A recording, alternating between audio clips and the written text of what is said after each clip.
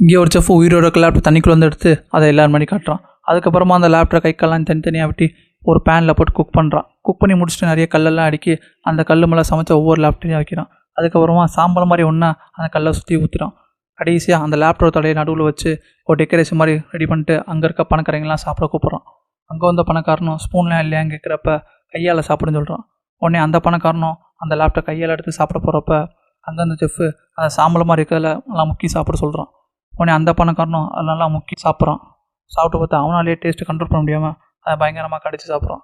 இதை பார்த்து அந்த செஃப் பயங்கரமாக சந்தோஷப்படுறான். அதுக்கப்புறம் படத்தோட ஹீரோயினை காட்டுறாங்க. தெருவோரத்தில் ஒரு சின்ன ஸ்ட்ரீட் ஃபுட் கடை வச்சு நடத்திட்டு இருக்கான். அந்த கடையில் சாப்பிட்ற அந்த ஒருத்தவன் நம்ம ஹீரோயினோட ஃபுட்டை சாப்பிட்டு பார்த்து அது பிடிச்சி போய் பெருப்பறந்தா அவனோட ரெஸ்டாரண்ட்டில் ஒர்க் பண்ண வரையான்னு கேட்குறான். உடனே ஹீரோயினையும் அந்த கார்டை வாங்கி வச்சுட்டு அவளோட வேலையை பார்த்துட்டு இருக்கா. வேலையெல்லாம் முடிச்சுட்டு அவள் ஃப்ரெண்ட்ஸ் கூட பேசிகிட்டு இருக்கப்ப அந்த கார்டை எடுத்து அவள் ஃப்ரெண்ட்ஸு கிட்டே காட்டுறா. அதை பார்த்து அவங்க ஃப்ரெண்ட்ஸ் எல்லாம் அங்கே ரெஸ்டாரண்ட்டா, நம்ம ஊர்லேயே தான் பெரிய ரெஸ்டாரண்ட்டு, அங்கே இருக்க செஃப் தான் நம்ம ஊர்லேயே பெரிய செஃப் அப்படிலாம் சொல்லிகிட்டு இருக்காங்க. அதை கேட்டு நம்ம ஹீரோயின் நெட்டில் வந்து தேடி பார்க்குறப்ப அங்கேருந்து போட்டு அந்த சீஃப் செஃப்போட ஃபோட்டோவும் அது கீழே நிறையா செலிப்ரிட்டி அவங்க கூட ஃபோட்டோ எடுத்திருக்காங்க அந்த செஃப்போட. ஸோ இந்த ஃபோட்டோவும் இருக்குது. அதெல்லாம் பார்த்துக்கிட்டு இருக்கா. ஒரு நாள் ஹீரோயினி அவன் கடையில் ஒர்க் பண்ணிக்கிட்டு இருக்கப்ப அந்த கார்டை கொடுத்தே வந்து காரில் வெயிட் பண்ணிக்கிட்டு இருக்கான். உடனே ஹீரோயினி அவன் கூட கிளம்பி அந்த அங்கே ரெஸ்டாரண்ட்டுக்கு போகிறான். அங்கே போய் அந்த கிச்சன்லாம் பார்த்தா ரொம்ப பயங்கரமாக இருக்குது.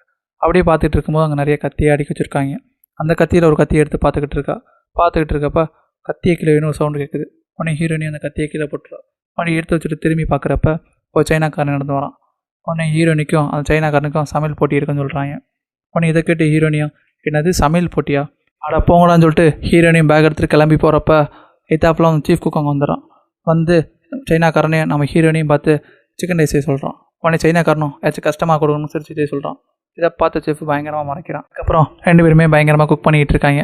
இங்கே நம்ம ஹீரோயினி எப்பவும் போல் சிம்பிளாக ஹோட்டலில் சமைக்கிற மாதிரி சமைச்சிக்கிட்டு இருக்கா. அங்கே சைனாக்காரன் எதையும் போட்டு பயங்கரமாக சமைக்கிறான். சமைச்சு முடிச்சு 2 பேருமே சீஃப் குக் முன்னாடியே ப்ரெசென்ட் பண்ணுறாங்க. அதை பார்த்துட்டு அந்த சீஃப் குக்கும் ஃபஸ்ட்டு சைனாக்காரன் சமைச்சதை பார்க்குறான். பார்த்து முடிச்சுட்டு நம்ம ஹீரோயின் சமைச்சதை ஒரு ஸ்பூன் எடுத்து ஸ்மெல் பண்ணி பார்க்குறான். பார்த்துட்டு நம்ம ஹீரோயின் சமைச்சது தான் சைனாக்காரன் சமைச்சதோ நல்லா இருக்குன்னு சொல்லிட்டு நம்ம ஹீரோயினையும் வேணும்னு சொல்லிடுறோம்.